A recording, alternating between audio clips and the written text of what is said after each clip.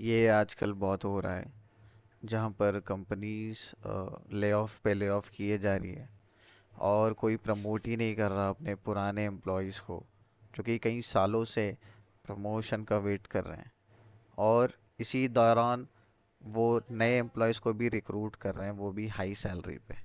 Video को अंत तक देखिए और अंत में मैंने दो जॉब के ओपनिंग्स और रिक्वायरमेंट्स के बारे में लिंक पोस्ट किया और बताया भी है, जो कि हम नोएडा, बैंगलोर, हैदराबाद, चेन्नई और पुणे में कर रहे हैं। ओके, टॉपिक पे वापस आते हैं। हर कोई बात कर रहा है लेऑफ्स के बारे में, न्यू रिक्रूटमेंट के बारे में, हर कोई पोस्ट कर रहा है सोशल मीडिया में। I will be honest here, I will not give you some scripted answers. इंसानों की ये बहुत ख़राब आदत है।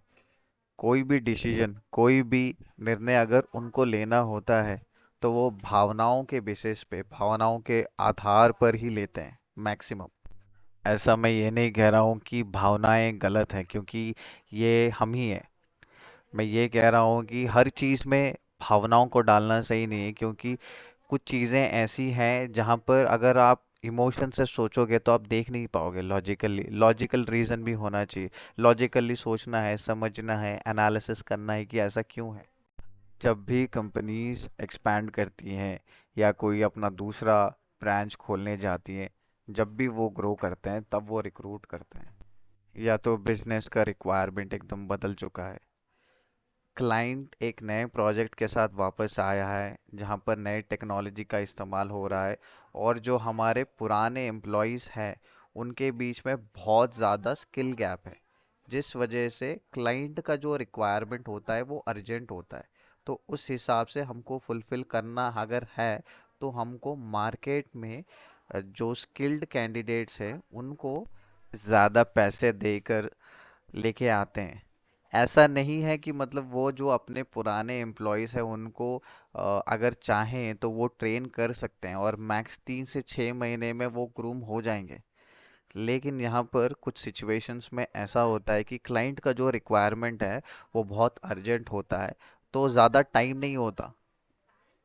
एक और साइकोलॉजिकल रीज़न है जिस वजह से कंपनियां डरती हैं। अज्यूम करो कल को तुम एक कंपनी चला रहे हो और बहुत सारे लोग क्यू में वेट कर रहे हैं उनकी बारी का, उनके प्रमोशन का, और सबको तुम प्रमोट नहीं कर सकते, ये पॉसिबल है ही नहीं। जिस वजह से ज़्यादातर एम्प्लॉयज़ जो है रिज़ाइन कर देते हैं। ऐसा नहीं है कि कंपनीज जो है तुमको रिटेन नहीं कर सकती। जिस प्राइस पॉइंट पे वो नए लोगों को रिक्रूट कर रही हैं, उससे आधा, आई थिंक उससे भी आधे में तुम रिटेन हो जाओगे। बट कंपनीज नहीं करती। अनटिल अनलेस बहुत ज़्यादा डिपेंडेंसी है, बहुत ही ज़्यादा तुम पे डिपेंडेंसी है, तो तुमको छोटा मोटा हाइक दे के रोक लेगी।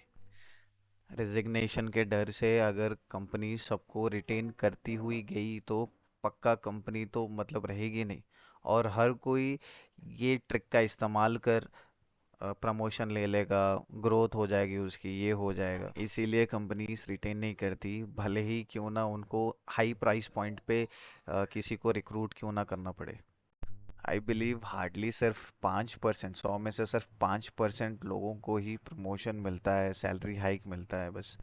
वो भी बहुत स्ट्रगल करने के बाद। और रही बात लॉयल्टी की, तो कोई लॉयल नहीं होता है, ना कंपनीज ना हम। कल को तुम अगर काम करते हुए मर भी गए ना तो हार्डली कोई तुमको देखने तक नहीं आएगा। मैं कहूँगा कोई भी कंपनी तुम ज्वाइन कर रहे हो, स्विच कर रहे हो, एटलीस्ट तुम जल्दी रिज़ाइन मत करना। कम से कम 2 साल तो उस कंपनी में काम करना, नहीं तो कंसिस्टेंसी इश्यूज हो जाते हैं और भी बहुत सारे इश्यूज हैं जो कि बैक एंड में चेक करते हैं। बट रिमेंबर दिस, देखो कंपनीज जो हैं हमेशा प्रॉफिट ड्रिवन होती है। और अगर तुमको ऐसा लगता है कि मेरी कंपनी ऐसी नहीं है, तो देन बहुत जल्दी तुम्हारा ये वहम भी टूटेगा। And I am hiring, looking for some good working professionals who have an experienced in .NET full stack and .NET plus AWS developers. I'm looking for Hyderabad, Bangalore, Pune, Chennai and Noida. Please check the link below and please register yourself, and please share this video for awareness,